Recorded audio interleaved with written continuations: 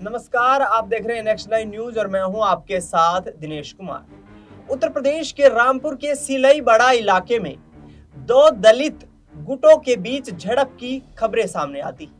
जी हां, ये बवाल इसलिए होता है क्योंकि अंबेडकर को मूर्ति को हटाने का मामला था।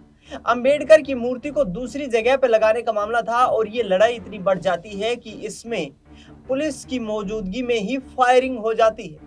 बताया जा रहा है कि इस फायरिंग के माध्यम से एक 17 वर्षीय दलित युवक की मौत भी हो जाती और उस मौत से परिजन काफी गुस्से में आक्रोशित होते हैं, प्रशासन से मांग करते हैं, कार्यवाही की मांग करते हैं। इसी दौरान आपको बता दें कि आजाद समाज पार्टी के संयोजक चंद्रशेखर आजाद भी रामपुर में दलित परिवार से मुलाकात करने जाते हैं, जहां पर एक 17 वर्षीय युवक की मौत हो जाती है, लेकिन उससे पहले संभल में ही उनको डिटेन कर लिया जाता है।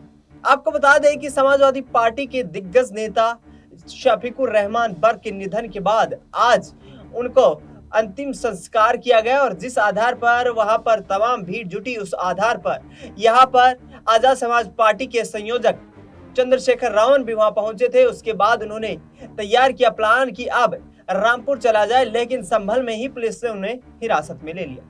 हिरासत में लेने के बाद चंद्रशेखर आजाद उग्र होते हुए नजर आए। उन्होंने कहा कि रक्षक ही देश के भक्षक बन चुके हैं। तमाम राजनीतिक दल यहाँ पर सिर्फ राजनीतिक रोटियां सेक रहे हैं और दलितों की वो जो आवाज है उसको कोई नहीं उठा रहा है। चंद्रशेखर यहाँ तक कहते आए कि दलितों ने लगातार कई ऐसे बड़े नेता बनाए हैं, लेकिन वो बड़े नेता भी वक्त आने पर उनके न्याय के लिए सड़क पर नहीं उतर पाए, मांग नहीं कर पाए और ऐसे में दलित समुदाय काफी पिछड़ता हुआ नजर आ रहा।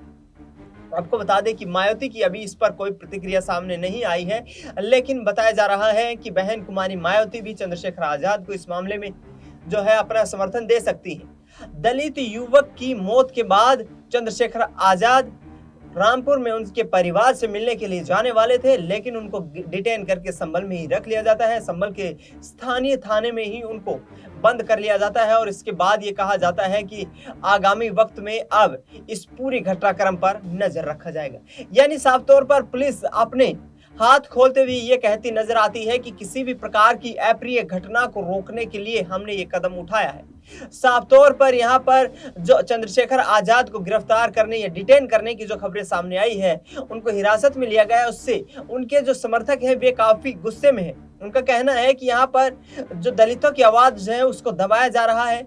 दलितों की आवाज को उठाने वाले यदि कोई नेता सामने आता है तो उस नेता को हिरासत में ले लिया जाता है।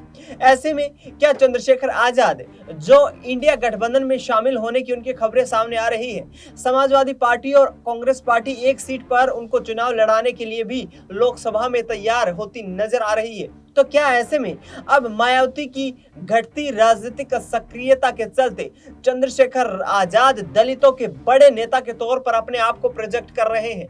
क्या बड़े नेता के तौर पर अपने आप को अब दलित वोट बैंक का मसीहा बनाने की कोशिश कर रहे हैं? क्योंकि तमाम ऐसी घटनाएं सामने आती हैं और तमाम जगह पर जहां पर दलितों के अधिकारों का हनन की खबरें सामने आती हैं, चंद्रशेखर आजाद पहुंच जाते हैं और अपने लोगों की आवाज उठाते हुए नजर आते हैं। अब देखना यही होगा कि क्या आखिरकार ये जो हिरासत में लिया गया है चंद्रशेखर आजाद को, इस पर मायावती क्या स्टैंड रखती है। दूसरी तरफ चंद्रशेखर आजाद को कितने वक्त बाद पुलिस यहां से रिलीज करती नजर आती है। फिलहाल स्थिति को नियंत्रित करने के लिए पुलिस ने कदम उठाया है और पुलिस की तरफ से साफ तौर पर कहना है कि किसी भी प्रकार के उपद्रव को रोकने के लिए चंद्रशेखर आजाद को हिरासत में लेना जरूरी था। फिलहाल इस खबर में इतना ही।